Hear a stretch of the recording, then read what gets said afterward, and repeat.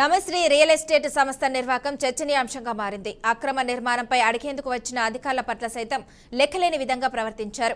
Revenue inspector సైతం లోపలికి అనుమతించలేదు. దీంతో ఎంఆర్ఓకి ఫోన్ చేసి చెప్పిన తర్వాత లోపలికి అనుమతించారు. అక్రమ మైనింగ్ తవ్వకాలపై ఆరోపణల నేపథ్యంలో ఆర్ఐ సహదేవ్ రెడ్డి స్పాట్కు వెళ్లారు. అక్కడ ఏం జరుగుతుందో తెలుసుకుని ప్రయత్నం చేశారు. అదే సమయంలో అక్కడున్న బీఆర్కే న్యూస్ ప్రతినిధి రామకృష్ణ మైనింగ్ తవ్వకాలపై ప్రశ్నించే ప్రయత్నం చేశారు.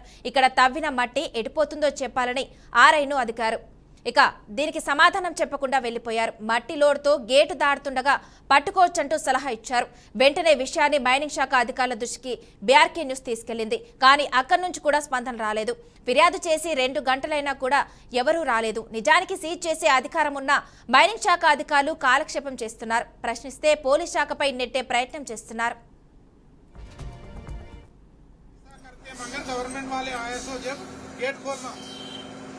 बोले सो सुनना घट बात करो, मेरा सुनने नहीं आ रहा, आवाज आ रहा है ना बाहर से।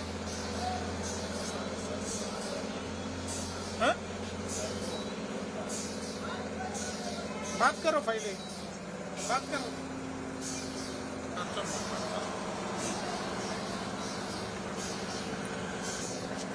నడుస్తున్నాయా?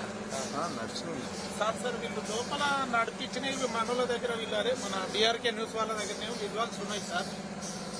వీడు గేట్ అయితే తీస్తలేడు సార్.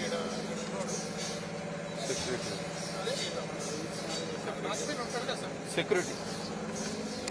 సరే సార్, సిఐ సార్ చెప్పనా సార్?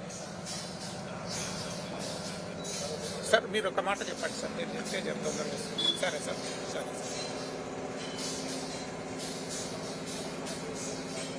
आओ भाई, वैसा करते मगर गवर्नमेंट वाले आए सो जब गेट खोलना बोले सो सुनना। తీయమంటే మా సార్ పర్మిషన్ లేకుండా నేను తీయనని మాట్లాడుతున్నాడు. నేను సార్ కూడా ఇంటిమేషన్ ఇచ్చిన తహసీల్దార్ సార్కు, పోలీసు వాళ్ళకి చెప్తానని చెప్పిండి ఇప్పటిదాకా. మరి పోలీసు వాళ్ళు వస్తే కింద దీపిద్దామని చూద్దాం. సార్ ఏంటి ఇదంతా మొత్తం కూడా చూసుకుంటే మట్టి తవ్వకాలు భారీ ఎత్తున జరిగినాయని కూడా ఆరోపణలు ఉన్నాయి. చూస్తే లోపల కూడా చూస్తే వందల సంఖ్యలో లారీలు రోజు కూడా మట్టి తవ్వకాలు జరుగుతున్నాయి. మీ దృష్టికి వచ్చిందా సార్? మా దృష్టికి వచ్చింది. డే టైంలో మా దృష్టికి వచ్చినప్పుడల్లా మేము వస్తున్నాము, ఆపుతున్నాము.